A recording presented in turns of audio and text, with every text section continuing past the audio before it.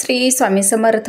जय जय स्वामी समर्थ. नमस्कार मैत्रिणींनो, मी अश्विनी अगदी मनापासून स्वागत करते तुम्हा सर्वांचं पुन्हा एकदा माझ्या या नवीन व्हिडिओमध्ये.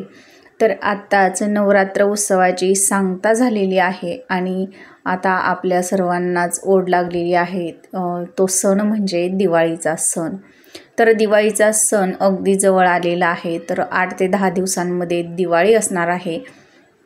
आणि बघा, दिवाळी येण्या अगोदर आपल्याला आपल्या घरातून अशा काही ज्या वस्तू आहेत तर त्या बाहेर फेकायच्या आहेत. यामुळे आपल्या घरात सुख समृद्धी येईल. साक्षात माता लक्ष्मी आपल्या घरामध्ये प्रवेश करेल. तर बघा, दिवाळीचा सण म्हटला की तर तो अगदी आनंदात उत्साहात साजरा केला जातो.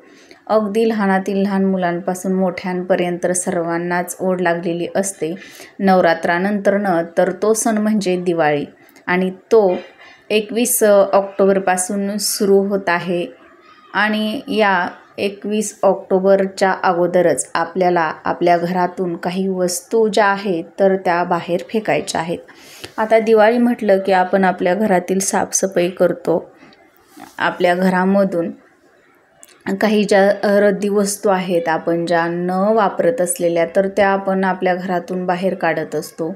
काही तुटलेल्या असतील तर बघा, आपल्याला सुरुवात कुठून करायची आहे तर आता मेन म्हणजे आपलं देवघर. तर देवघरापासून आपल्याला सुरुवात करायची आहे आपल्या घराची स्वच्छता करायला. तर आपल्याला देवघर आपलं जे आहे तर ते व्यवस्थित पुसून घ्यायचं आहे, स्वच्छ करायचं आहे.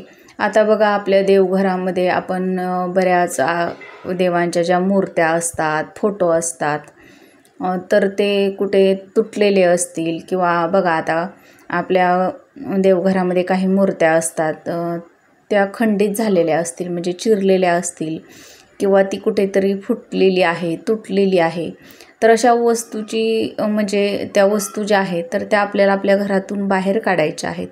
म्हणजे ती मूर्ती जी आहे तर ते आपण अगदी मनोभावे त्या मूर्तीची पूजा करत असतो, सेवा करत असतो.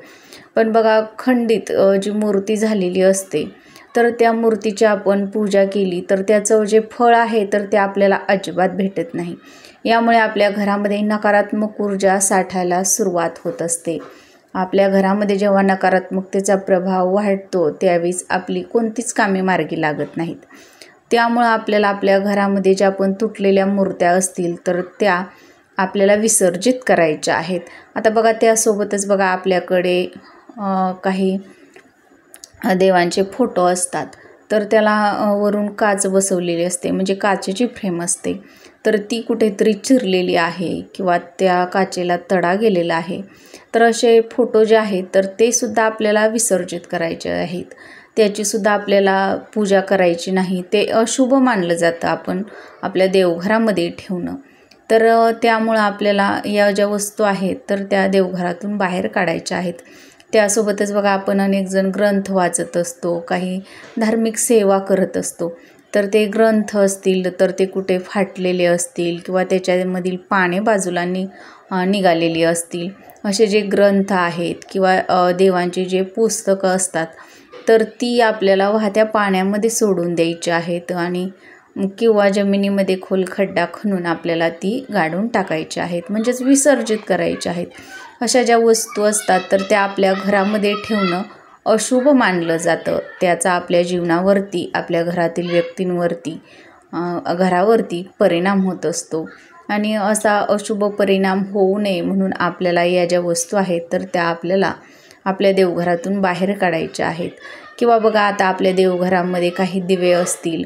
आता ते दिवे बघा चिमटलेले आहेत किंवा काळे पडलेले आहेत, अगदी खूप जुने आहेत आणि आपण ते वापरतसुद्धा नाही, तरीसुद्धा आपण आपल्या देवघरामध्ये ठेवलेले असतील. तर असे दिवेसुद्धा आपल्याला आपल्या देवघरामधून काढून टाकायचे आहेत. त्यासोबतच बघा, आपलं देवघर जे आहे तर ते आपल्याला व्यवस्थित स्वच्छ करून घ्यायचं आहे. त्यानंतरनं बघा, आपण जप करत असतो किंवा कोणती सेवा करत असेल तर ती जपमाळा आपली जर तुटलेली असेल तर ती आपल्याला व्यवस्थित करून घ्यायची आहे किंवा नवीन आपल्याला आणायची आहे. आपल्याला त्या तुटलेल्या माळेनंसुद्धा जप जे आहेत तर ते सुद्धा चुकून सुद्धा करायचे नाहीत.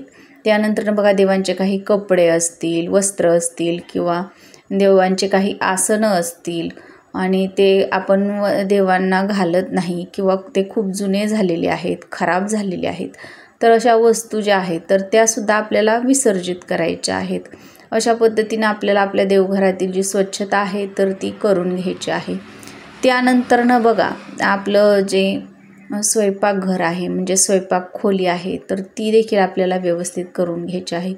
कारण की जिथं आपण अन्न शिजवत असतो आणि ते आपण अन्न ग्रहण करत असतो, नकारात्मक ऊर्जेमध्ये बघा जे अन्न आपण शिजवू ग्रहण करू तर त्याचा आपल्या शरीराला सुद्धा नकारात्मकच परिणाम होत असतो.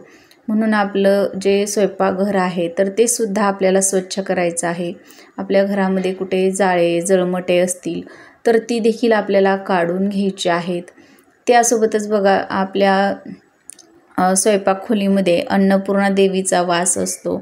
आपल्या घरामध्ये सदा अन्नपूर्णा जी देवी आहे तर ती प्रसन्न राहावी, अन्नपूर्णेचा वास आपल्या घरामध्ये राहावा यासाठी आपण आपल्या किचनची तीसुद्धा स्वच्छता करायची आहे. आता बघा त्यामध्ये बघा आपल्याला काही काचेच्या वस्तू असतील, काचेची बरणी आहे किंवा इतर काही वस्तू आहेत त्या चिरलेल्या आहेत किंवा फुटलेल्या आहेत तरी आपण देखील त्या वापरत असतो बघा.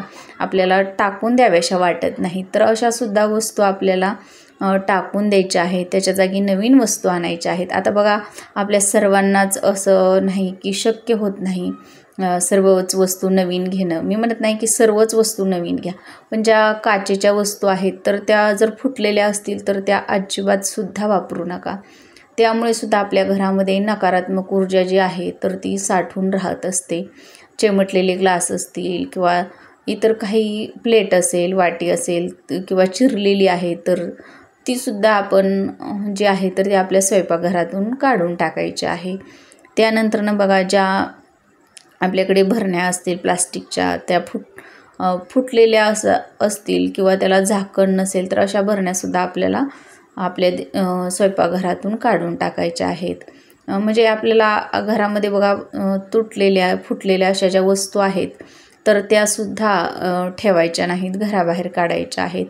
त्यासोबतच बघा आपल्या घरामध्ये फाटलेले कपडे असतील किंवा आपण जे कपडे कधी वापरतच नाही ते खूप जुने झालेले आहेत तरी देखील आपण आपल्या कपाटामध्ये ठेवलेले आहेत. आपण आता यावर्षी ते कपडे घातले नाहीत, आपण आता पुढच्या वर्षी घालू, अशा बघा बऱ्याच जणी म्हणत असतात आणि ते तसेच ठेवत असतात.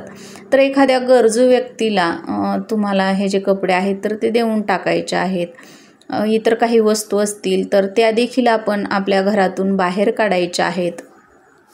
आपलं संपूर्ण घर जे आहे तर ते स्वच्छ करून घ्यायचं आहे. अशा पद्धतीनं आपल्या घराची आपल्याला साफसफाई करायची आहे.